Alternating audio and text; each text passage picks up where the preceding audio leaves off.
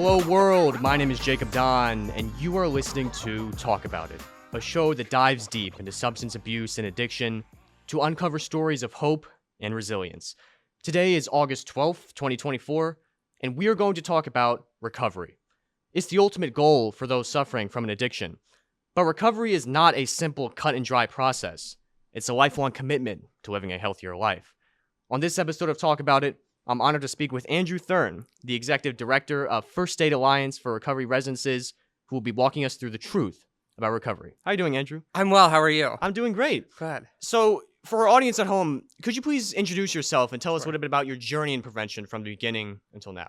Yeah, absolutely. Like you said, my name is Andrew Thurn. I'm also a person in long-term recovery. I moved to the East Coast to find recovery, which was like a really incredible journey. And through that, I just through happenstance, got into working in the recovery space. Primarily, I started off as a peer support specialist. I became the peer administrator for the state. I worked for the Behavioral Health Consortium, which is an arm of the Lieutenant Governor's office. And then I'm here with the First State Alliance of Recovery Residences. Great. So currently you're the executive director of FSAR or FSAR. FSAR, yeah. FSAR, I believe is pronounced. Yeah. And as our viewers can probably tell by the title, it's the First State Alliance of Recovery Residences. And that's a term that I'm sure many people, including myself, have never actually heard about. So what exactly is a recovery residence? Yeah, from our perspective, from the National Alliance of Recovery Residents perspective, it's a social model environment that allows people space and opportunity to establish their own recovery. It's a communal style housing that has some programming, some standards involved, and it kind of teaches people the foundation of their own recovery. I see. Yeah. So when if a person has a substance use disorder, Sure, and they would like to check into a recovery residence, perhaps at FSAR, what would be the process for that? typically they're going to come from an inpatient setting of some sort. Ideally, we'd like to see at least a 28-day stay. And then sometimes a detox, depending on the level of support that they're entering. And it's a care coordination effort between the recovery residents and then the discharging provider. I see. So is there any cost for the person who has a SUD to check in? That varies. Some are receiving state and local funds. Some are private pay. The model doesn't necessarily allow for insurance billing at the time, so it's not Medicaid reimbursable housing as a part of the treatment spectrum. But it depends. I see. Yeah. I'd like to know a little bit about FSARR specifically in Delaware. Could you tell us a little bit about FSAR's history and as well as how many recovery residences you currently operate? Sure.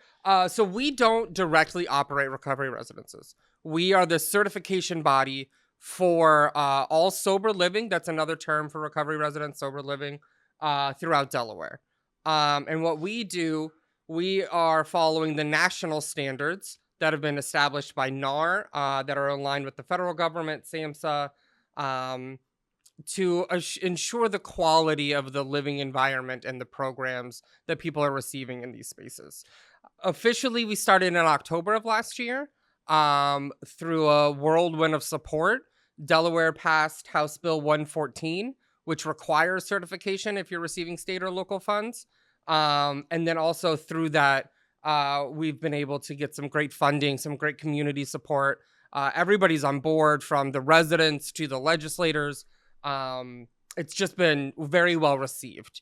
We recently concluded a study, and there's no operator that doesn't want to be involved with our services and our support, regardless if they're receiving state funds or if they're private pay. I see. You mentioned NAR, the National Alliance of Recovery Residences. One of the objectives of that organization is to create and maintain standards Correct. for recovery residences.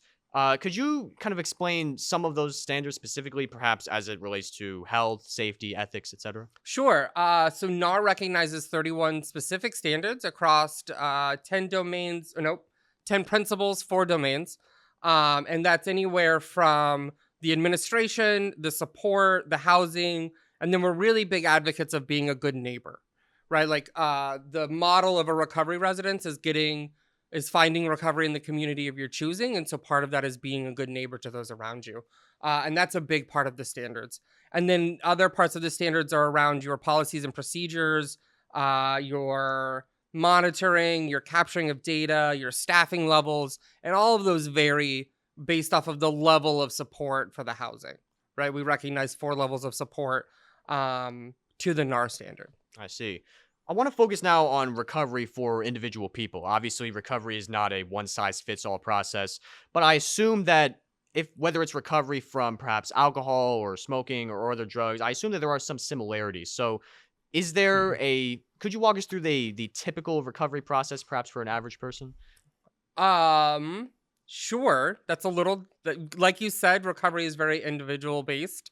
And I support everybody's own we support everybody's own driven choice of their recovery, right? So we recognize all types of different recovery residences, whether they're specific to faith-based 12-step. All of them have to be abstinence focused. Whether people are using medications for their treatment, it's person centered. What I do love about recovery, both personally and professionally, is that it's not about where we've been, but it's about where we're going, right? Like what unites people in recovery is that we're all recovering together, not so much specific to the drugs that people did or their drinking, but the common bond, right, is that we're recovering together. What are some different aspects and challenges in recovery when it comes to different substances? Like, for example, what are some challenges with recovery from, say, alcohol versus recovery from marijuana? Sure. I mean, so it's going to be more on the medical side, the physiological side, right? So we know that recovery from methamphetamines takes about the longest to recover physically and mentally. We know that alcohol and benzodiazepines are the only ones that the withdrawal can kill you. And we know that finding recovery or coming out of substance use with opiates is very uncomfortable. And right now, it's one of the more lethal ones in our communities, right? But I don't know if the recovery path is necessarily determined by the substance use, but by the person's choice. I see.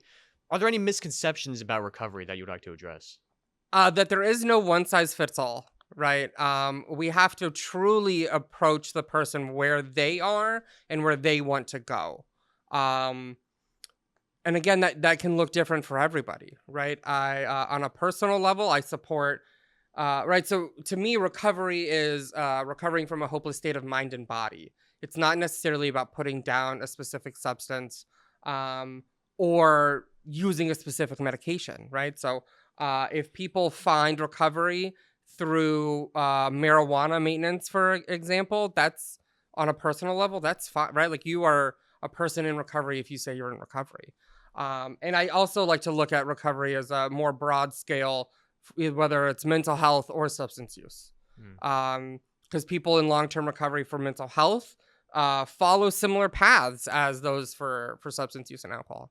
One question regarding recovery that I've personally been wondering about for some time is, let's say a person had a substance use disorder and now they're in recovery. They've been in recovery and have been staying sober for 1 year, 5, 10, 15, 20 years.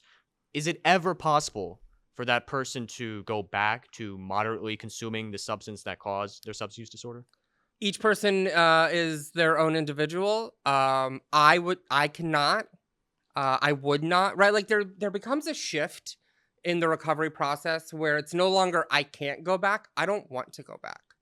Right? Like my life in recovery has afforded me such opportunities and such a life that I've never lived before, that really the shift is no longer, do I want to go back to drinking? Do I want to go back to using? It's my life is great the way it is, good and bad.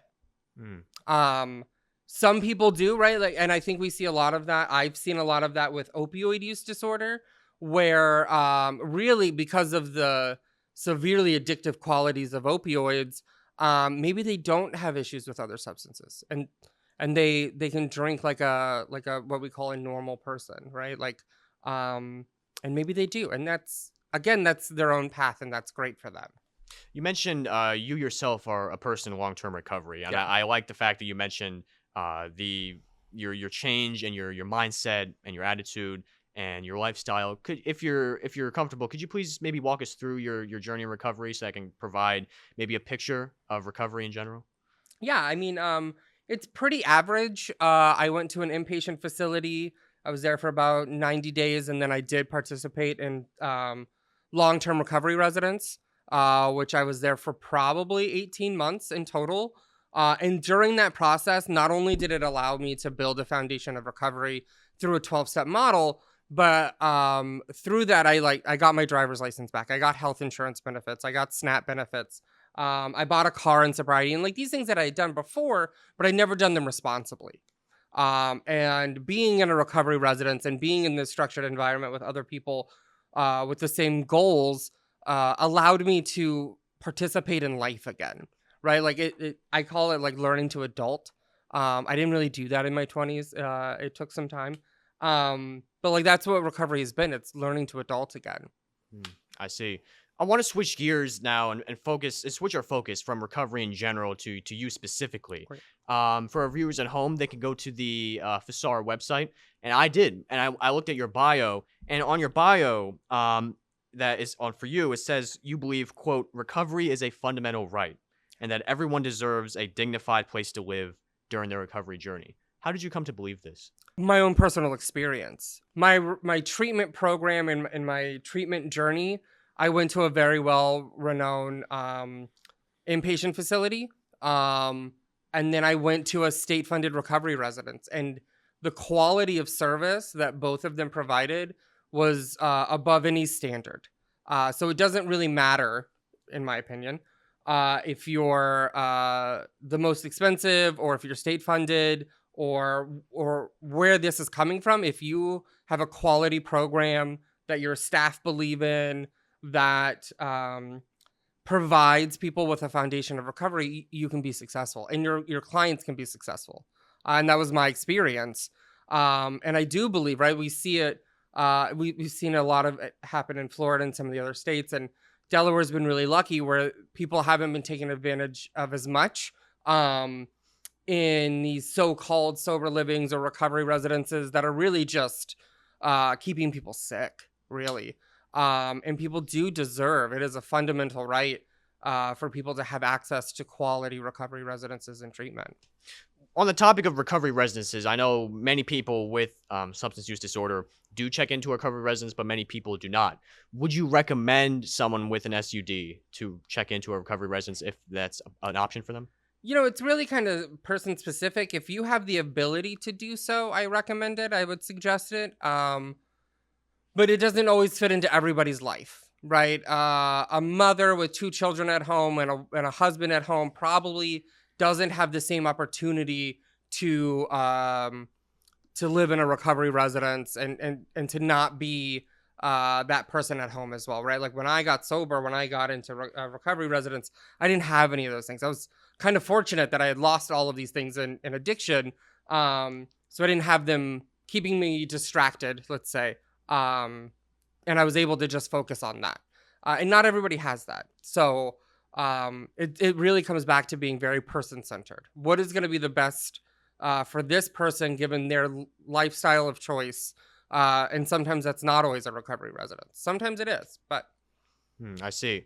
Now, you have a pretty extensive experience in prevention and recovery in general. Some of the roles that are also on your bio on the FSARR website, you previously served as a peer specialist, a peer services administrator, behavioral health coordinator, and now you are the executive director of the First Aid Alliance for Recovery Residences. So throughout your career, throughout all the people you've spoken to, the stories you've heard, the events you've witnessed or participated in, what is the biggest lesson about recovery that you've learned?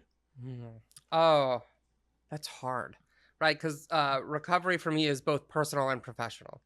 And so I've been able to take aspects of my professional growth, right, which really is where I've learned that recovery is person-centered, and I can apply that to my personal life as well, right? Because recovery is a very big component of my personal life. And in that, I need to allow other people to have their own experiences. I have mine, and mine was great for me, but it doesn't work for everybody else. And that's been very helpful in my professional life as well. And sometimes with organizations, I need to allow them to have their own experience and support them in whatever way we can, but always be available to people regardless of the circumstance. Two of the roles that you served in, as I mentioned, were being a peer specialist and a peer services administrator. I'm not too familiar with those two positions. Could you explain your duties and roles there? Yeah. So the peer services, So the peer support specialist, right, is a person using their lived experience of recovery to help other people find their own recovery. My role, I actually worked in the Delaware Psychiatric Center, so it wasn't substance use, it was all mental health. And I loved it. I loved working with people with severe mental health and like helping them find what their pathway to recovery was. And that's using tools like WRAP, which is wellness recovery action planning.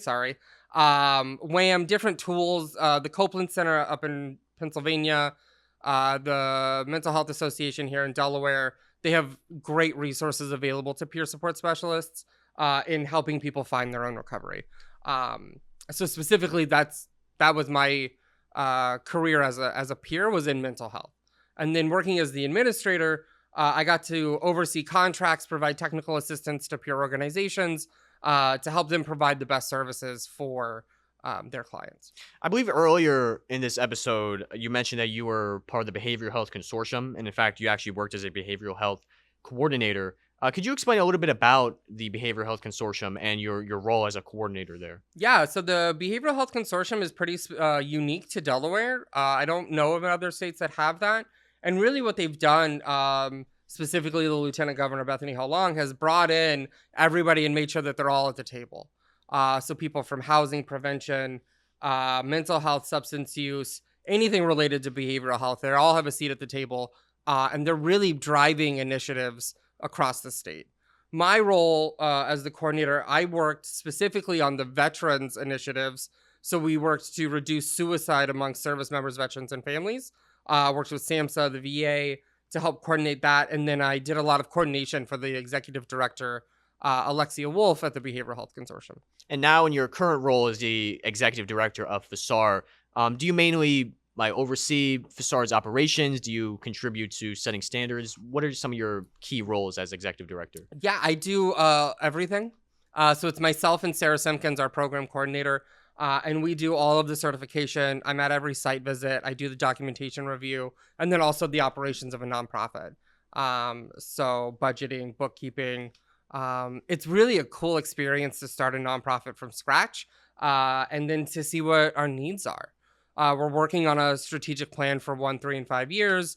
Where do we want to go next? We want to develop curriculum to help operators pivot their residents into house managers, right? So often we find people working in this field who have lived experience, who have been in recovery residences. So how can we best help them be ready for the role of a house manager or a case manager? And we would love to develop curriculum around that. I see. Andrew, you have given us a lot of insight and so much wisdom into not only recovery residences, but recovery in general, as well as your personal life. I'd like to ask one final question that kind of ties everything together. In your personal opinion, what needs to be done to promote recovery and make it easier for persons with substance use disorder to commit to sobriety? You know, I strongly believe in publicizing and normalizing recovery.